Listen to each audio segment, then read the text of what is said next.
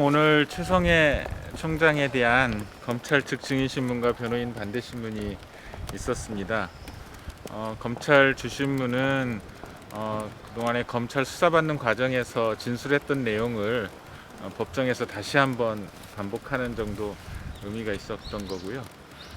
이제 변호인들의 이제 반대신문에서 보시는 것처럼 핵심적인 쟁점은 이제 크게 뭐 두 가지로 볼 수 있는데, 도대체 이게 정상적으로 상장이 발부되지 않았다고 보는 근거가 뭐냐 해서 이제 저희들이 이제 판단한 것은 결국은 최성해 총장이 그 많은 뭐 각종의 상장을 준 것을 구체적으로 기억할 리가 없고, 결국은 상장 규정이나 또는 여러 가지 직인 관리 규정 또는 자신이 생각하는 양식에 맞지 않는 상장은 정상적으로 발부되지 않는 상장이라는 것을 전제로 해서 주장하는 것 같고, 다만 이제 지금 정 교수의 자녀들의 문제는 특별히 잘 알고 있는 사람들이기 때문에 당시에 만약에 상장이 교부됐다는 걸 들었다면 자기가 모를 리가 없다라는 것을 전제로 그런 것을 알지 못한다면 그건 없었던 일이다라는 방식으로 증언을 했었던 것 같습니다.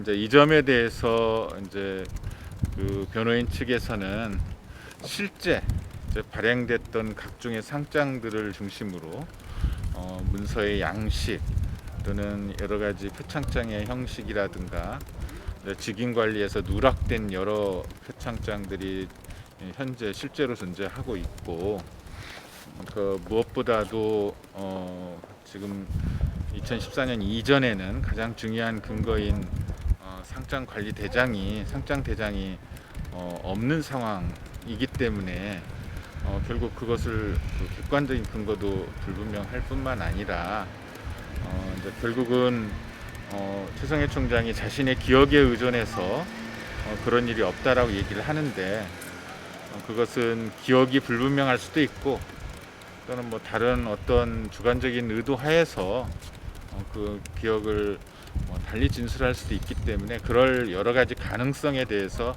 다양한 반대 신문이 이루어졌습니다. 이제 그 여러 가지 가능성 중에 하나가 도대체 그 정경심 교수 자녀들의 이 상장 문제가 검찰에서 정식으로 조사를 하기 전에 어떻게 처음 이것이 언론에 알려졌고 어떻게 처음 수사기관에 알려졌는지, 그것을 최초로 알 수 있는 사람은 결국 최성해 총장 아니었냐.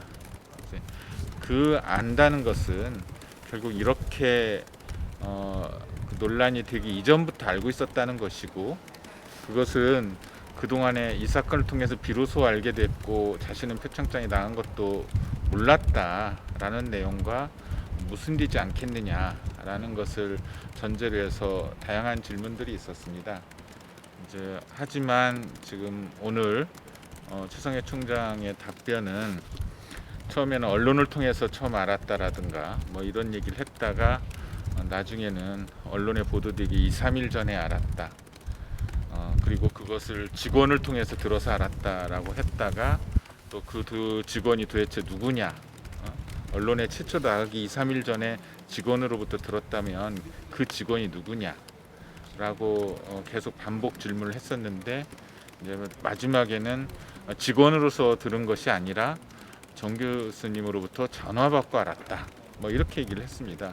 근데 지금 오늘 증인신문 과정에서 정 교수님과 통화한 날은 바로 그 9월 3일, 4일 이때 막 기사화되면서 문제가 됐던 그날이었기 때문에 그 부분도 저희로서는 쉽게 납득하지 못하고, 여전히 도대체 언제 어떻게 이걸 알게 됐느냐를 따져가다 보면 결국은 이 사안은 원래부터 알고 있었던 사안 아니냐. 원래부터 알고 있었다는 것은 바로 정경심 자녀분들한테 상장이 나간 것을 이미 알고 있었던 거 아니냐라는 저희들의 이제 향후 그 주장의 여러 가지의 그 뭐랄까 배경 이런 것들을 오늘 확인했었던 것 같습니다. 그다음에 이제 마지막으로 재판장께서 그 판사님이 질문한 것 중에 그런 내용도 있었습니다. 그 결국은 업무방해나 공무집행 방해를 했다는 것은 어떤 그 방해된 사실과 업무방해와 인과관계가 있어야 되는데 거기에 그 총장상이라고 하는 것은 뭐 총장명이 직인이 찍힌 모든 상을 의미하는 게 아니라 그냥 일반 상장, 봉사상 이런 걸 제외한 정식으로 수료나 졸업식 때 주는 총장상으로서의 권위를 갖고 있는 소위 1등상, 우수상 이런 걸 의미하는 거 아니냐. 그런 것이기 때문에 입학 사정에 의미 있는 것으로 보는 거 아니냐. 그런데 총장 직인이 찍혔다는 것만으로 또는 표창장이라는 이름으로 나가는 모든 상들이 다 그 입시 관련해서 요구되는 총장상으로 과연 볼 수 있겠느냐라는 질문을 계속 최성해 총장한테 질문을 했었습니다.